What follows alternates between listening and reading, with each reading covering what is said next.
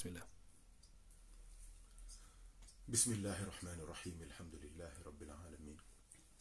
الحمد لله الحمد لله الحمد لله الحمد لله الذي هدانا لهذا وما كنا لنهتدي لولا أن هدانا الله. اللهم صل على سيدنا محمد وسلم. السلام عليكم ورحمة الله وبركاته. Chers frères en Dieu, chers frères en islam, surtout chers frères amoureux de la science, c'est un honneur de nous adresser à vous, car le rôle des prophètes, alayhimus salam, c'est de rappeler. Rappeler pourquoi? Pour que les hommes adorent Allah. Le prophète, sallallahu alayhi wa sallam, qui est le dernier parmi eux, et le meilleur parmi eux, sallallahu alayhi wa sallam, a réussi sa mission à 100%. Et Allah tabaraka wa ta'ala a certifié cela. Mais aussi, il faut savoir que l'islam, c'est la religion de la science. La première injonction divine que le prophète sallallahu alayhi wa sallam a reçue d'Allah, c'est Iqra. Donc nous sommes la Ummah de Iqra. Nous sommes la communauté de lis, apprends. Donc quand on lit cette sourate, Iqra bismi rabbika alladhi khalaq, khalaqa al-insana min araq, Iqra wa rabbuka al-akramu alladhi allama bil qalam. Donc il y a une très grande relation entre créer, khalaqa, allama, enseigner, donner le savoir. Iqra, lit, il y a une très grande relation. Parce que celui qui n'a pas la science, ou bien qui n'écoute pas celui qui a la science, n'a pas toutes les chances de pouvoir adorer Allah tabaraka wa ta'ala comme Allah le veut. C'est pour cela que dans les premiers livres de science qu'on apprend, on nous dit de demander, de poser des questions aux savants et de suivre ceux qui suivent la sunna du prophète, Sayyidina Muhammad sallallahu alayhi wa sallam. Soit on demande aux savants, soit on suit ceux qui savent, ceux qui connaissent la sunna du prophète sallallahu alayhi wa sallam. Et aujourd'hui, on va parler de cela, de cette science, de ce qu'on appelle ilm al-hadith, la science qui enseigne les dires et les orientations du prophète Sayyidina Muhammad sallallahu alayhi wa sallam. Il faut dire que alhamdulillahi rabbil alamin, le prophète sallallahu alayhi wa sallam, après avoir accompli sa mission avec brio et reçu l'agrément d'Allah tabaraka wa ta'ala, al-yawma akmaltu lakum dinakum wa atmamtu alaykum ni'mati wa raditu lakum l'islam dinan, a laissé son héritage entre les mains de ses vaillants successeurs, al-khulafa al-rashidoun, Sayyidina Abu Bakr, Sayyidina Omar ibn al-Khattab, Sayyidina Ousmane ibn Affan, Sayyidina Ali ibn Abi Talib. Mais eux aussi, ils ont transmis cette science, ces connaissances, ces enseignements du prophète sallallahu alayhi wa sallam à travers le temps. Tous les hommes ont eu à bénéficier de ces orientations et de ces connaissances.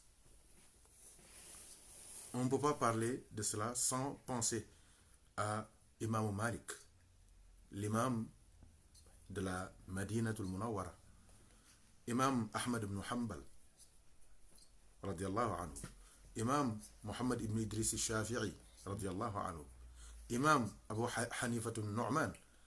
On ne peut pas parler de la sunna, des hadiths du prophète sallallahu alayhi wa sallam, de la transmission de l'héritage mohammedien sans parler de ces grands hommes. Mais aussi, on ne peut pas parler de cette science sans parler d'un grand homme qu'on appelle Imam al-Bukhari, radiallahu anhu. Imam Muslim, Ibn Majah, At-Tirmizi, An-Nasa'i et d'autres icônes de cette science qui est le gage de l'héritage du prophète Mohammed sallallahu alayhi wa sallam.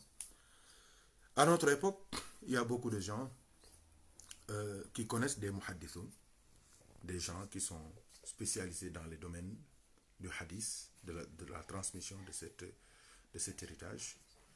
Et il y en a toujours dans la Ummah. Alhamdulillah Rabbil Alamin. Mais eux aussi, il faut savoir que toute leur vie était marquée par la modestie et la simplicité. Et ça, c'est très important. Il y a un muhaddis de notre époque qui s'appelle Abu Ishaq al-Huwaini. C'est un Égyptien. Il est de Huwain en Égypte.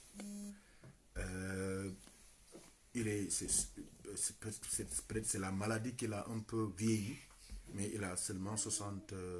Il est né en 56, donc 64 ans. Mais quand tu le vois avec sa barbe, tu peux croire qu'il a 80 ans ou plus. Mais ce qui est important, dans son niveau de savoir que beaucoup de gens respectent dans la Ummah, jusqu'à ce qu'il soit une référence, il y a beaucoup de frères dans l'islam même qui se réfèrent à lui de manière automatique. C'est leur maître, c'est leur cheikh. À l'image de celui qui est décédé il y a même pas un mois, Cheikh Mohamed Amin Boukhobza de Tétouan, lui aussi qui est une montagne de cette science du hadith. Tous qui étaient des disciples de Cheikh Albani. Tout le monde le sait parce que c'est la référence ultime de beaucoup de frères dans l'islam. Ce Abu Ishaq al-Huwaini dont je parle aujourd'hui, peut-être qu'il parle en arabe, c'est ça qui bloque un petit peu. Il est en Égypte aussi, c'est un Égyptien, c'est ça qui bloque un peu. Mais il a fait une déclaration qui a secoué le monde de la science de hadith, le monde de la science en général même. Abu Ishaq Huwaini. C'est sûr que s'il parlait une langue comme le Wolof, les Sénégalais, ce serait un grand débat. Mais beaucoup de gens ne le connaissent pas. Peut-être ils le connaissent même par seulement ses livres. Mais lui, il est connecté. Il a ses pages Facebook, YouTube, Twitter. Il a son site internet. C'est un cheikh 2.0 comme on dit, quoi. Connecté. Mais qu'est-ce qui est important dans le cours qu'il a fait il y a une semaine? Dans ce cours, il essayait de conseiller ses enfants, ses étudiants. Et sur le champ, après avoir écouté cela, après avoir relayé ça sur les réseaux sociaux, qu'est-ce qui s'est passé?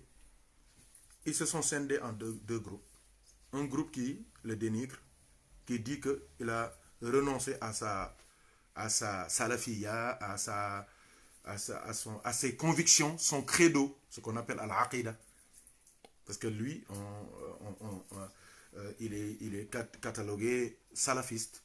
Ils ont dit qu'il a renoncé à ça. C'est pour cela qu'il a fait ce discours-là. D'autres ont dit non, ça c'est le signe des grands hommes de Dieu. Quand ils se rapprochent d'Allah, quand ils sont proches d'Allah. Donc, vous allez me demander qu'est-ce qui s'est passé. Ce qui s'est passé, c'est très simple. Il a conseillé à ses disciples, à ses étudiants, qu'est-ce qu'il leur a dit?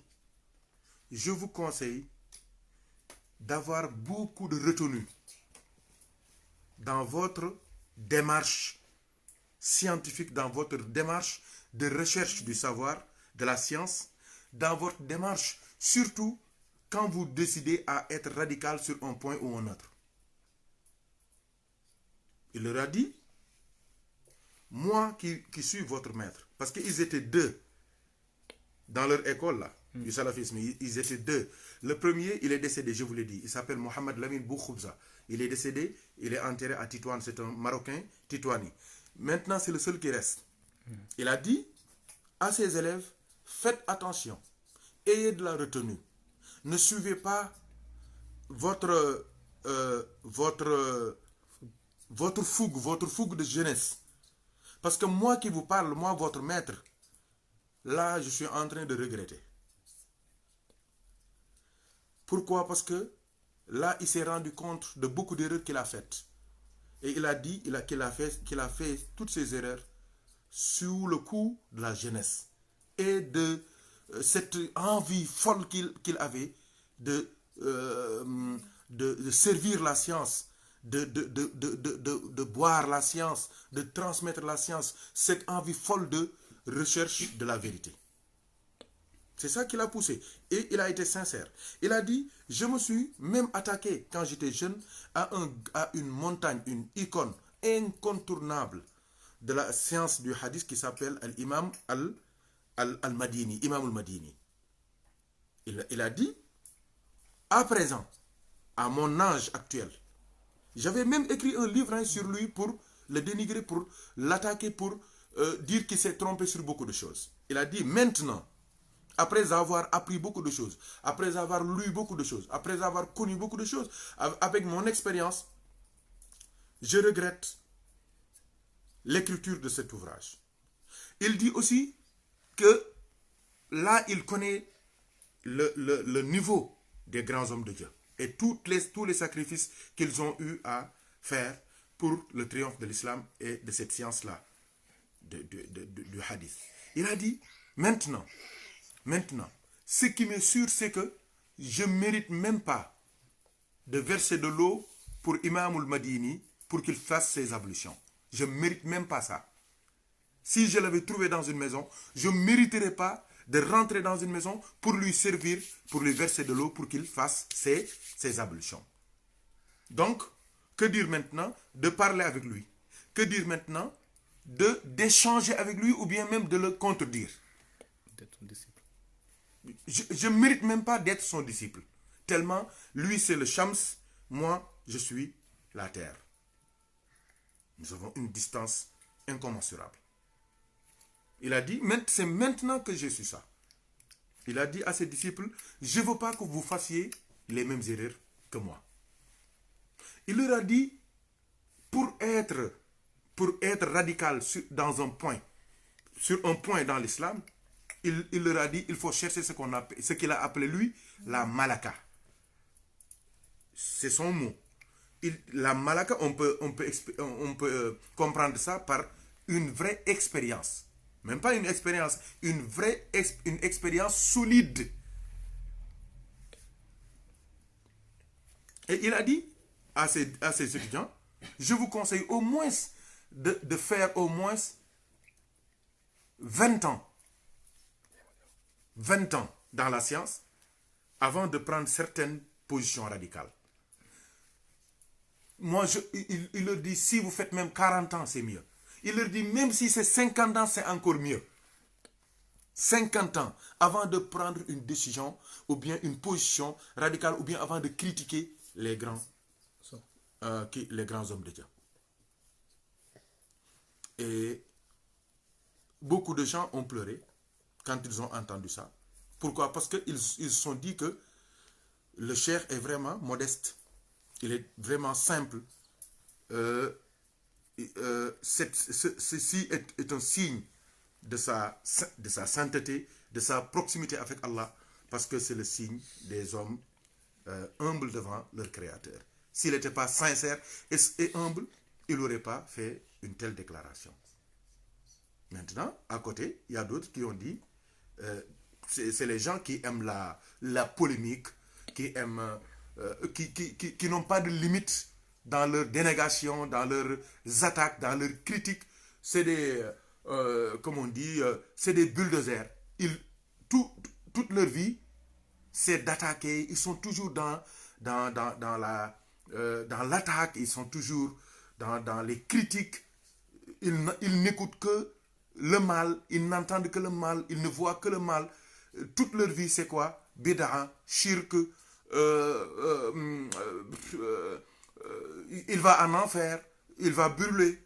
Toute leur vie, c'est ça. Ils parlent que du haram. Tu les vois jamais, jamais, jamais tenir un cours de science comme il le faut. Les vrais cours, hein, je ne parle pas des lectures. Je parle des vrais cours de science. Jamais. Eux, leur vie, c'est la polémique. Et tous les gens de cette catégorie-là, qu'est-ce qu'ils ont fait? Depuis une semaine, ils sont en train de l'attaquer, de l'insulter, de lui dire du mal, parce qu'ils ont dit qu'il n'est plus salafi. Et ça, c'est très grave. Donc, qu'est-ce que je veux dire par là? Ce conseil-là de Cheikh Abu Ishaq al-Huwaini n'est pas seulement destiné à ses propres disciples. C'est un conseil qui est destiné à toute la Ummah, à mon avis. Et je vous jure que ce qui est important dans la vie, c'est toujours être sous la tutelle de quelqu'un qui le mérite. Comme on dit chez nous, am kilifa. Parce que c'est sûr que lui qui regrette ces actes-là, s'il avait quelqu'un à côté qui le régule, quelqu'un qui l'écoute, il lui aurait dit, n'attaque pas cette montagne de la sunna. N'attaque pas cette montagne de cette science qui est la science du hadith. C'est ça. Donc, ce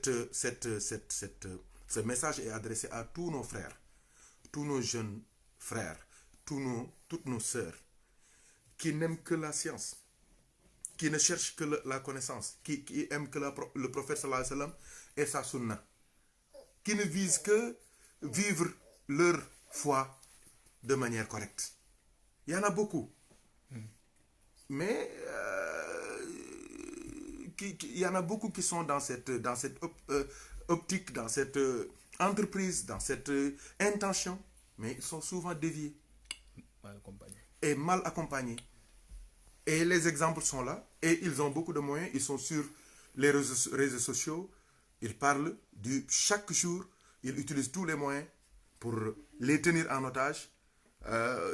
Et vous voyez, ils ne parlent jamais de science, ils parlent que des problèmes. Celui-là, il a 4 femmes, il a 8 femmes, celui-là, il fait du shirk, toute leur vie, c'est ça. Et ça, c'est très grave. Ce qui est important dans la vie, c'est de faire en sorte que ta relation avec Allah soit au beau fixe, pour que ta relation avec les gens soit correcte. Parce que tout ce que tu peux dire sur les gens aussi peuvent dire ça sur toi. Tout ce que tu peux inventer sur les gens aussi, les gens peuvent te suivre et aussi dire des choses sur toi. Et le prophète sallallahu alayhi wa sallam, qu'est-ce qu'il nous avait dit? Sallallahu alayhi wa sallam, aucun parmi vous n'atteindra la vraie foi s'il n'a pas les mêmes intentions pour lui que pour ses frères. La yu'minu ahadukum hatta yuhibba li akhihi ma yuhibbu li nafsihi. Si tu ne souhaites pas la même chose que tu souhaites pour toi, pour tes frères, mais tu n'es pas encore un croyant. Donc, on ne doit pas se moquer de quelqu'un qui se trompe. On ne doit pas rire de lui. On ne doit pas passer tout son temps à le critiquer. Qu'est-ce qui est important? C'est de prier Allah de le guider. Et aussi de prier pour que Allah, toi, te guide. Parce que toi-même qui parles, tu ne sais pas où tu vas finir. Tu es là dans les trucs, dans la religion, mais tu ne sais pas où tu vas finir. C'est Dieu qui connaît la fin des choses. Donc, ce qui est important, c'est d'avoir de la retenue. Donc, à tous les frères, faisons doucement, lisons doucement, écoutons les prédicateurs, les oustas, écoutons-les doucement. Ne prenons pas certaines positions radicales à la hâte comme ça, ou bien ne suivons pas de manière aveugle certains penseurs. Il y a des gens qui sont sur le net, quand un tel oustaz dit quelque chose, pour eux, ils ne vérifient même pas. Pour eux, c'est ça. S'ils disent que celui-là, c'est un kafir, c'est un kafir. Ils disent que celui-là, c'est un mouchrik, c'est un mouchrik. Ils disent que celui-là, c'est un bid'a. Pour lui, c'est ça. Et ça, c'est très dangereux. C'est des discours fractionnistes qui divisent la Oumma. Et tous leurs maîtres, ils connaissent qui est Albani, ils connaissent qui est Houaini, ils connaissent Salih al-Fawzan, ils connaissent Mohamed Lamine Boukhabza. Mais eux, leur maître, attention, avant de mourir, eux tous, ils ont regretté beaucoup de choses. Et les livres de regret n'arrivent pas aux disciples. Hein. Il y a beaucoup de disciples qui sont radicaux, ils bloquent ces livres-là. Et heureusement, celui qui a fait ce dernier message-là, il est vivant. Il n'est même pas très âgé, il n'a pas 70 ans, 64 ans comme ça. Donc il est vivant, il est là, il a ses enfants.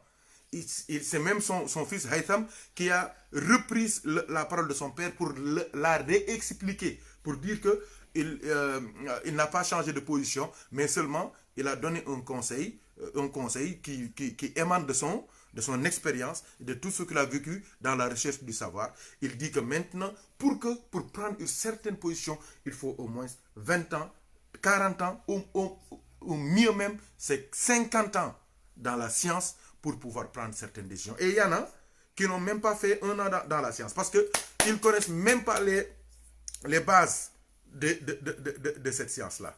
Et tu les vois faire des fatwas, tu les vois prendre des positions que même les mouftis ne prennent pas. Parce qu'ils prennent le temps qu'il faut pour prendre certaines décisions. Et tu vois des jeunes au Sénégal qui n'ont même pas 40 ans et qui sont prêts à embarquer toute une frange en enfer parce qu'ils ont vu un hadith. Lui-même, il a dit, j'ai vu beaucoup de hadiths que j'avais mal compris. Il y a eu beaucoup de hadiths que j'avais sortis de leur contexte. C'est lui qui l'a dit, hein. Il est sincère. Abu Ishaq al-Houaini, regardez-le sur YouTube, sur Facebook. Il a dit, il y a beaucoup de gens que dont j'avais critiqué les paroles. Maintenant, je sais qu'ils ont raison sur beaucoup de points. Moi aussi, je vous le dis, avant de mourir, il se peut que je me suis trompé. Je me sois trompé plusieurs fois. Il l'a dit. Parce que je ne suis pas ma'soum, je ne suis pas, comment on dit ça en français, infaillible. C'est ça. Je ne suis pas infaillible. Je peux me tromper. Et pourtant, il y a beaucoup de gens qui croient que quand une parole vient d'Albani, ou bien de Salih al-Fawzan, ou bien de Ibn Baz, ou bien de Houaini, c'est des paroles à boire. Hein? Et ça, c'est très grave. Hein? Pour eux, si un hadith n'est pas authentifié par Albani, c'est pas valable. Hein? Donc maintenant, avant Albani, il est de notre époque. Donc, comment on fait depuis 1100 ans, comment on fait les savants de l'islam? Hein? Donc, tout ce qui n'authentifie pas n'est pas authentique. Ça, c'est très grave. Hein? C'est une insulte même à la Oumma. Hein? On peut accepter qu'il soit une icône, une montagne de science, mais pas une référence ultime. C'est ça. Et même quand on regarde bien son histoire, lui, c'est presque un autodidacte. Il faut revoir ça. Il faut revoir l'histoire de Cheikh Al-Albani. C'est une famille d'horlogers. Lui, c'est un homme qui a aimé, qui a allié les deux. Le travail d'horloger et les bibliothèques. Il avait beaucoup de livres. Il a beaucoup lu. Attention.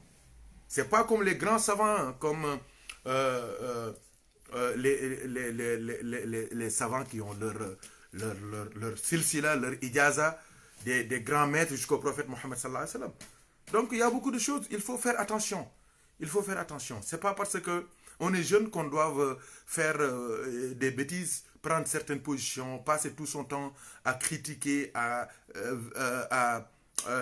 insulter, à dénigrer, à ne voir que le mal, que le feu, que le bid'a, que le shirk, que... Ça, c'est très grave. Hein? Nous, notre prophète, sallallahu alayhi wa sallam, ne nous a pas éduqués dans ce sens-là.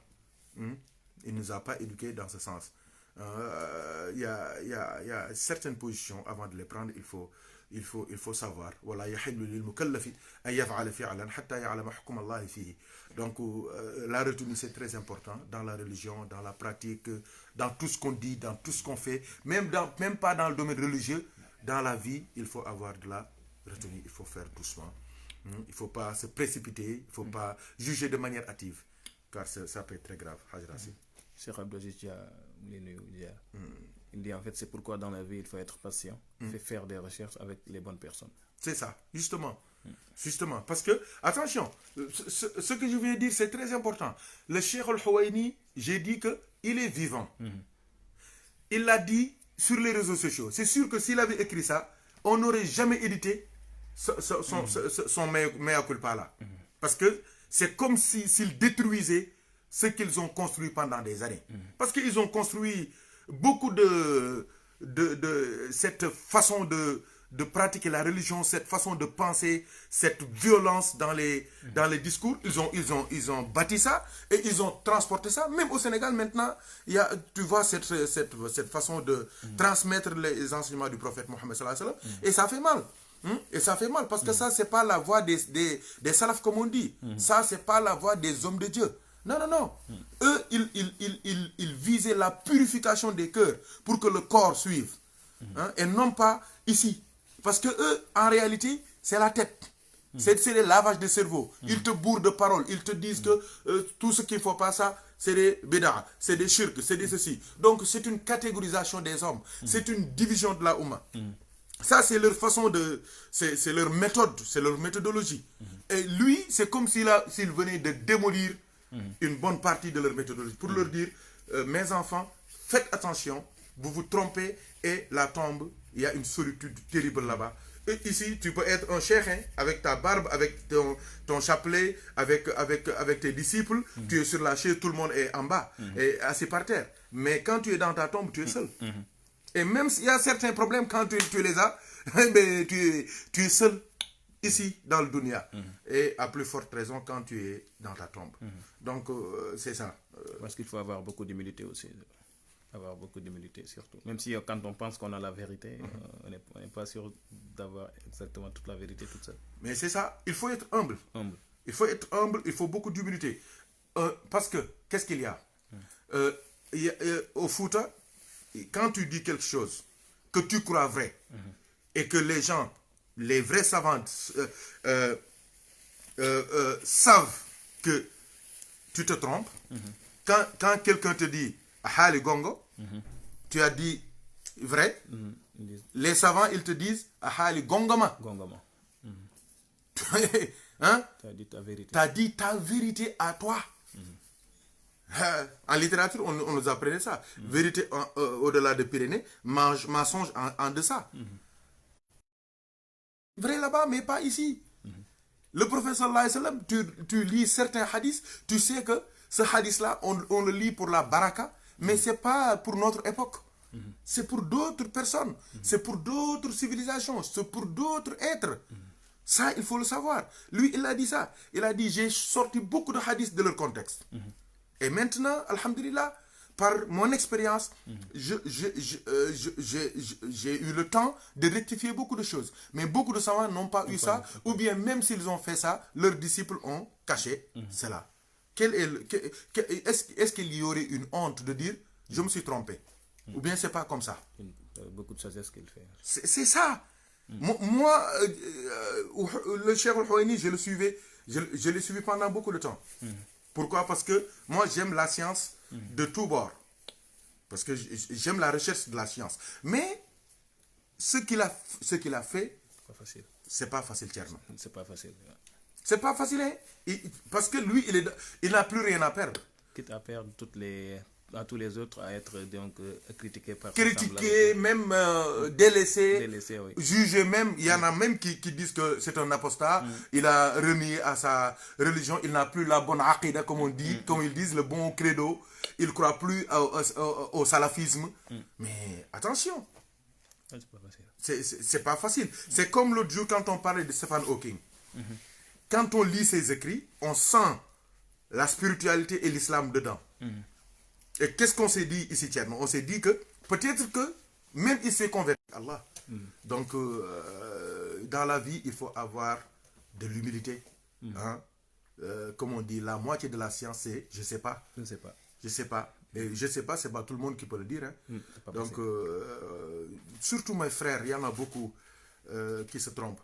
Et pour Thierno Racine, j'ai retrouvé beaucoup de frères avec qui j'étais au lycée. Ils étaient dans ces folies-là, dans cette méchanceté, dans cette violence, bid'a, shirk, ils attaquent même leur papa. Mais avec le temps, je les ai revus. Ils sont dans autre chose. Il y en a même qui sont des animateurs maintenant à la télévision.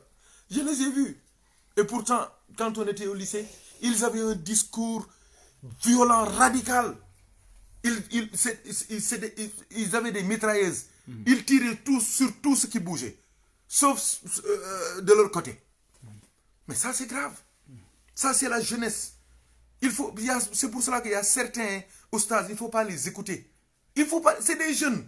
Ils ne comprennent rien de la vie. Ils n'ont pas encore souffert. Ils n'ont pas voyagé. Mais ils n'ont pas lu beaucoup. Ils n'ont pas écrit. Ils n'ont pas produit. Ils ne sont pas sortis des grandes universités. Ils n'ont pas rencontré les vrais savants. Et pourtant, c'est eux qu'on écoute. Croyant que c'est des prophètes. Souvent, ils disent, on n'écoute pas un sérigne tel, un cheikh tel. Pourquoi? Parce que Allah ne l'a pas envoyé. Mais eux aussi, Allah ne les a pas envoyés. Toi aussi, toi qui dis ça, toi aussi, Allah ne t'a pas envoyé. Et Racine, j'ai fait une autre remarque. Je vous ai parlé des gens, de mes camarades de promotion. Maintenant, ils sont calmés, je veux dire. Ils sont dans autre chose, ils gèrent leur vie. Il y a beaucoup qui sont dans l'armée. Il y a ce qu'on autre chose. Vers les années 90, 90 jusqu'à 2000. Mais il y a beaucoup de gens, des oustas, des savants, des cheikhs, comme on dit, qui avaient des discours radicaux, des discours haineux, violents, des attaques, des critiques matin et soir. Là où vous allez, baptême, décès, mariage, il faut qu'ils se montrent là-bas. Warsa Khalat, ils étaient toujours là-bas. L'autre jour, avant de rentrer à Paris, il y a mon père, mon oncle Imam As, Ahmad Barok, qui m'a envoyé à une rencontre. Wallahi, j'ai revu. C'est une rencontre des grands savants de la région de Thiès, au Sénégal. Imam était empêché, il m'a envoyé pour le représenter. Moi, je n'étais pas parti en tant que savant. J'étais parti pour prendre des notes pour Imam. Quand j'ai regardé l'assemblée, wallahi, j'étais très touché. Parce que ces personnes-là qui sont calmes là, posées, qui parlent doucement, qui essaient de négocier beaucoup de choses. J'ai dit, 10 ans avant, 15 ans avant, 20 ans, c'est les gens qui étaient comme des marmites au feu. Mais maintenant, ils ont compris beaucoup de choses. Ils savent qu'ils ne peuvent pas changer le monde. Mon grand-père, El Hadj Mohamed Dien, qu'est-ce qu'il me disait? On ne t'a pas demandé de changer le monde, on t'a demandé de changer ton monde. Et ton monde, c'est ton cœur. Purifie-le. Sors tout ce qui est noir, tout ce que Allah n'aime pas, pour laisser la lumière d'Allah et du prophète dedans. C'est ça ton rôle dans le monde. Le monde, personne ne peut le changer parce que Allah, c'est Allah qui le veut ainsi. C'est Allah qui le veut ainsi. S'il voulait que tout le monde croie, mais tout le monde aurait cru. Mais il veut que c'est lui qui a créé le monde comme ça. C'est lui qui a fait comme ça le monde. Il faut qu'il y ait des divergences. C'est Allah qui nous a créés comme ça. Il faut qu'il y ait des différences. C'est Allah qui nous a créés comme ça. Mais pourquoi homogénéiser le monde? Pourquoi unipolariser le monde? Pourquoi une pensée unique? Celui qui ne pense pas comme moi, celui qui n'est pas avec moi, celui qui n'a pas les mêmes références que moi, est un kafir. C'est une pensée réductrice de l'islam. L'islam, c'est une religion c'est l'universel, c'est l'universaliste. Chacun a sa place dans l'islam, selon ce que Allah lui a donné. Mais si tu veux que le monde change, avec les insultes, avec les injures, avec le fait de piocher dans la vie intime des gens pour sortir seulement des mauvaises choses, et pourtant, il y a des choses positives qui se passent, on ne t'entend pas parler. il y a des musulmans qui ont mis près de 27 milliards pour une mosquée à l'honneur de l'islam. Personne ne vous entend parler de ça. Il y a une université de près de 20 milliards. Combien de personnes mémorisent le Coran dans les familles religieuses? On ne vous entend pas parler de ça. Combien de personnes rentrent dans l'islam, se convertissent à l'islam par le biais des grands cheikhs? Personne ne parle. Combien de décisions courageuses ont été prises par les guides religieux? On ne les entend pas parler de ça. Toute leur vie, c'est critiquer. C'est les erreurs. Un tel a eu plus de 4 femmes. Qui t'a dit ça? Est-ce que tu es témoin de ce mariage? Est-ce que tu as assisté à ce mariage? Tu peux voir une maison avec 8 femmes. Je vous donne un exemple. Hein. Un cheikh, un marabout, un sérigne, comme ils disent, avec 8 femmes dans sa maison. Tu viens, tu rentres chez toi, tu dis que je suis allé à la maison, j'ai vu 8 femmes de ce marabout-là.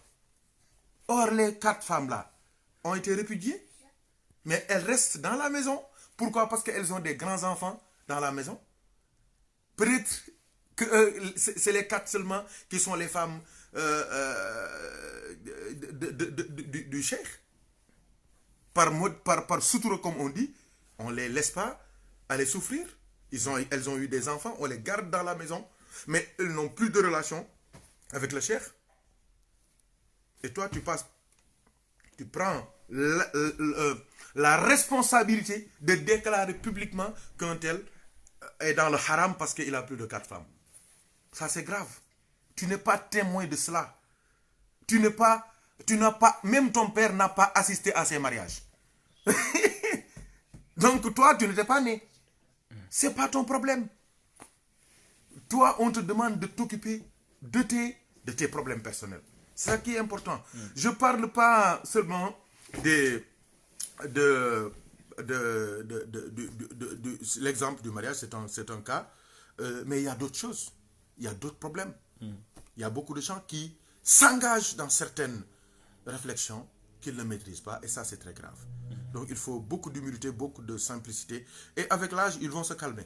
Beaucoup de gens avaient un discours radical, violent, méchant, haineux, des attaques matin, midi, soir, des critiques matin, midi, soir. Maintenant, ils se sont calmés. Même s'il reste un peu de venin dedans, tu vois, ils se sont calmés. Les autres aussi, ils vont finir par se calmer.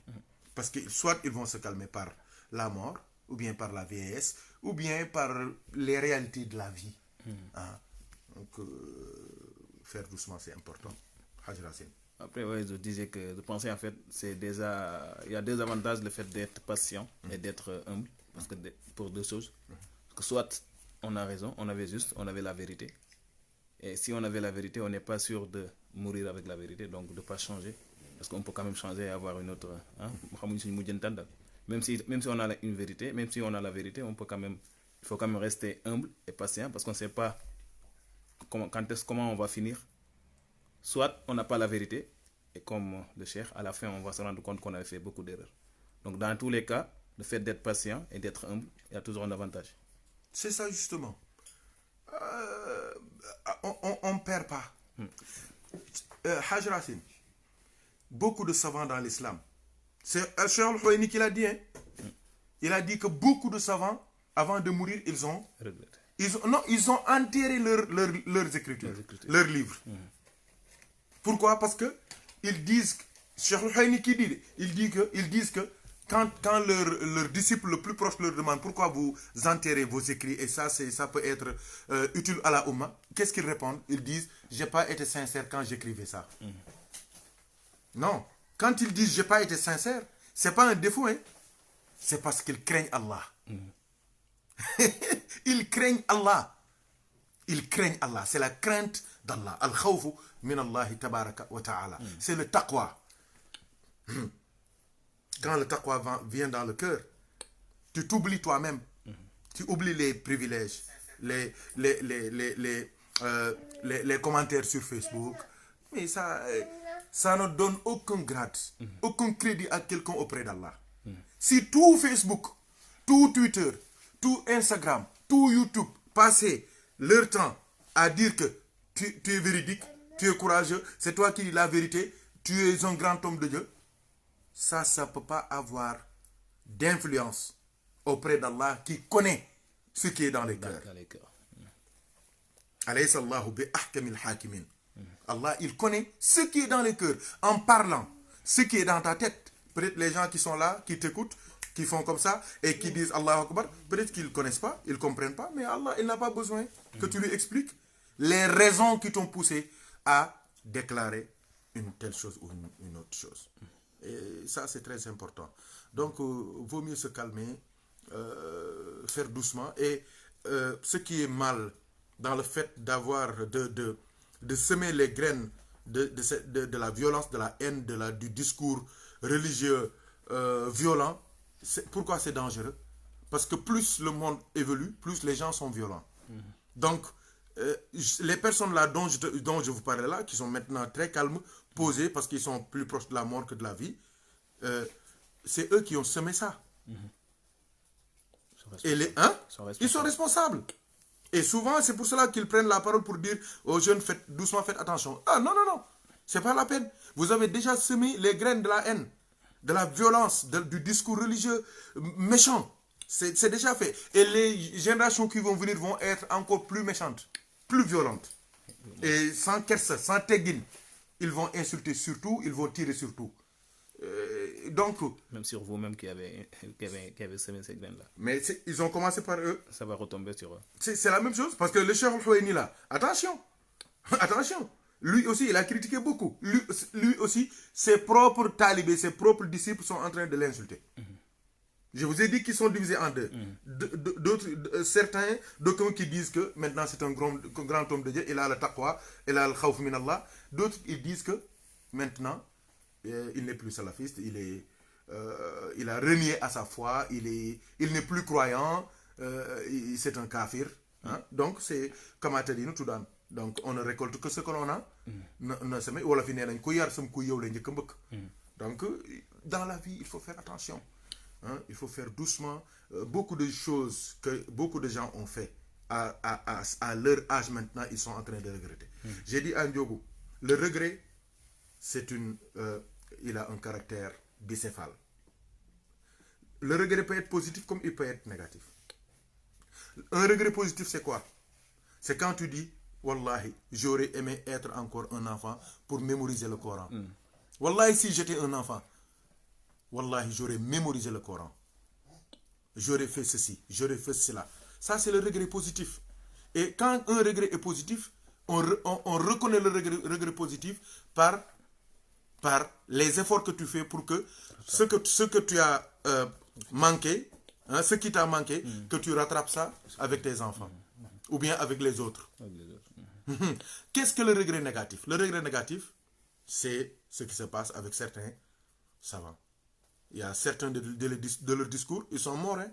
Mais s'ils pouvaient revenir sur Terre pour supprimer ça, des réseaux sociaux, des télévisions, sur YouTube, ils viendraient le faire. Mais comme on dit en Wolof, la parole c'est comme une balle de pistolet. Quand ça sort, personne ne peut plus la retenir. C'est fini. Donc avant de parler, il faut réfléchir. Nous, quand on était en CM2, on disait, avant de parler, il faut remuer la langue. Combien de fois, Racine? Plusieurs fois. Plusieurs fois. C'est-à-dire qu'il faut réfléchir, réfléchir. Et parler, c'est dangereux. Mais ce qui est plus encore dangereux, c'est quoi? C'est écrire. Parce que les paroles s'en vont. Et l'écriture reste. Mais moi, c'est une parole, c'est une idée que je refute maintenant. Les Facebook là et tout, les WhatsApp et tout. C'est ça. Même les paroles restent. Les paroles maintenant, elles restent. Hein. Les paroles ne s'en vont plus. Hein. Elles restent et elles sont même plus accessibles que les écritures. Parce que tout le monde ne sait pas lire. Mais tout le monde sait écouter. Et tout ce qui est écrit est traduit maintenant. Il faut faire attention. Il faut faire attention. Maintenant, c'est facile. Hein? C'est facile. Tu as un petit 1000 francs, tu mets ton crédit, ton petit passe, tu insultes, tu dis ce que tu veux. Tu es dans une mosquée, on te met une chaise, on te dit un cher tel, un stage tel, tu viens, tu fais le courageux, le djambar, quoi. Tu fais le guerrier. Hein? On dit que c'est toi qui dis la vérité, mais souvent, dans un groupe. Souvent, c'est les cons qu'on utilise comme ça. C'est les cons. Mais les vrais leaders, ils disent jamais de bêtises. Ils disent jamais de bêtises. C'est pour cela que les présidents, ils cherchent des premiers ministres. C'est pour cela. Pourquoi? Pour qu'ils puissent être une barrière. Pour endiguer certaines critiques, certaines attaques. Pour que lui, il se charge des grands, ce qu'on appelle les grandes affaires. Donc, c'est la même chose. Il ne faut pas être le con du village. Il ne faut pas être le con de la ville. Il ne faut pas être le con du mimbar. Parce que le mimbar ne mérite pas de con. Le mimbar, c'est le lieu du prophète Mohammed sallallahu alayhi wa sallam. La chaise, kursi ulama, la chaise des savants, c'est la chaise du prophète. Il ne faut pas s'asseoir là-bas pour être un con. Pour dire des bêtises, des choses indicibles, des choses que tu n'oses pas dire. Il y a des choses que tu dis sur ta chaise, sur ton mimbar. Tu n'oses pas le dire à Touba. Tu n'oses pas le dire à Touaon. Tu n'oses pas la dire à Medina Bay. Tu n'oses pas la dire partout. Mais tu passes par Facebook, par YouTube. Il y a des gens, comme on dit, il y a des hommes qui ne sont forts qu'en battant les femmes. Il y a des gens qui sont savants, qui ne sont forts qu'à travers les réseaux sociaux. Mais s'il n'y avait pas Facebook, on ne les aurait même pas connus de toute leur vie. Il faut faire attention. C'est facile, mais c'est dangereux. Parce que il y a un de nos professeurs, pas Faye, en première, M. Faye, au lycée Marisé, qu'est-ce qu'il nous disait? Il nous disait que méfiez-vous des intitulés qui sont simples. Qui sont simples. Quand on vous donne un devoir et que l'intitulé est simple, il dit que dans toute facilité, il y a un piège. Parce qu'un jour, il nous avait donné un devoir. C'était quoi? L'homme est un. L'homme est un. Mais ça, c'est la vie. Jusqu'à présent, je réfléchis sur ce sujet qu'il nous avait donné. Et après, par la suite, après avoir donné les notes, il a dit, méfiez-vous des intitulés simples, des sujets simples. Dans la simplicité, il y a des pièges. Donc, il ne faut pas profiter d'une caméra, d'une connexion Facebook pour dire ce que l'on veut. Tôt ou tard, on rendra compte. Ici et dans l'au-delà. C'est automatique. Parce que s'attaquer à des grands hommes qui ont sacrifié leur vie pour l'islam. Tu n'étais pas là. Tu ne sais pas. Il n'y a que des récits. Et plus quand même, tu essaies de critiquer ces hommes-là en passant par des disciples qui sont malveillants, qui ne sont pas à la hauteur. C'est pas comme ça. Un disciple peut faire des bêtises. Pourquoi? Parce que c'est parce qu'il fait des bêtises qu'il est allé chercher un cheikh. C'est parce qu'il n'est pas parfait. C'est parce qu'il a des manques. il faut le savoir. Tu passes par certains faiseurs de troubles, certains qui font des discours dangereux. Tu passes par eux maintenant pour critiquer des hommes qui ont sacrifié leur vie pour l'islam. C'est pas sérieux. C'est pas correct. C'est pas gentil. C'est ingrat. S'il y a des questions ou bien des interventions, je voulais seulement partager avec vous ces réflexions, car je sais que beaucoup de gens ne connaissent pas le Cheikh Al-Houaini, mais les salafistes, partout dans le monde, ils le connaissent, parce que maintenant c'est leur référence ultime. Après Cheikh Al-Albani, Mohamed Lamine Boukhabza, Cheikh Al-Fawzan, Cheikh Ibn Baz, maintenant c'est Cheikh Al-Houaini. Et c'est lui qui a fait cette grande déclaration. Et c'est une déclaration que moi, vraiment, je salue. Parce que c'est un signe de courage, d'humilité, de sagesse et de maturité. Et ça, c'est très important. Tous les frères qui ont le micro, qui ont le mimbar, doivent écouter ça et prendre leçon sur ça. Mais aussi les frères qui écoutent, ceux qui écoutaient Houaini et leurs semblables doivent écouter ce conseil sage. À retrouver. Dal. Inch'Allah. Quand on finit la wazifa, on va reprendre ça en Wolof avec Tcherno pour discuter. On ne critique personne. Mais on a assisté à des choses. On voit, on lit, on sait qu'il il y a beaucoup de gens qui s'engagent dans certaines réflexions qu'ils ne maîtrisent pas. On le sait. Ils ne maîtrisent pas ça. Ils entendent des choses seulement et ils commencent à parler comme s'ils sont Allah, ils jugent, ils prennent la place de Dieu pour juger, pour dire que c'est les Ahlul Bid'a. Et ça, c'est très dangereux. C'est très dangereux. Il ne faut pas juger, il ne faut pas prendre la place d'Allah. Ahkamul Hakimin, c'est Allah. Donc, c'est le but, hein, c'est d'échanger, de partager ces choses. Ça fait une semaine, je suis le débat dans toute la Oumma. Hein, c'est le Sénégal parce qu'ils parlent en arabe, ils écrivent en arabe. Mais c'est sûr que s'ils savaient ça, ou bien si c'était un maître spirituel, un soufi qui avait fait une déclaration de la sorte, ça aurait fait le tour du monde aussi. Parce qu'ils auraient relayé ça partout pour dire que lui, il a laissé les tariqas pour vivre dans ceci, dans cela. Qu'Allah nous aide et nous assiste. Par la baraka du prophète Mohammed, il nous donne la retenue dans nos actes et nos paroles. Qu'il nous donne la sincérité dans nos actes et nos paroles. Que nos paroles et nos actes ne se contredisent pas, Inch'Allah. Comme disait Omar ibn Abdul Aziz, Allahumma la taj'al a'malana aqwalana tukhalifu a'malana. C'est ça qu'il demandait à Allah. Qu'il y ait une concordance, une harmonie entre ce qui est dans les cœurs, dans les paroles et les actes. C'est important. qu'Allah nous aide et nous assiste. Donc, tout ce qui est normal, tout ce qui est audible, c'est Allah. Et maintenant, les erreurs aussi, comme Houaini a reconnu ces erreurs, nous aussi on peut se tromper. Mais notre intention, Dieu est témoin que notre intention c'est de partager avec vous et d'aider certains frères. Parce que moi j'en connais beaucoup. Hein. Ils aiment que la religion, ils aiment que l'islam, la sunna du prophète. Ils cherchent à se rapprocher du mieux d'Allah et de son prophète sallallahu alayhi wa sallam. Moi je sais, mais souvent ils peuvent tomber sur une mauvaise adresse, quoi. C'est ça. Qu'Allah nous aide et nous assiste. Walhamdulillahi Rabbil Alamin. Wassalamu alaikum wa rahmatullah. Donc, Inch'Allah ta'ala, on revient après en Wolof, Inch'Allah, avec Thierno Omar Kane. Alhamdulillah, alhamdulillah, alhamdulillah.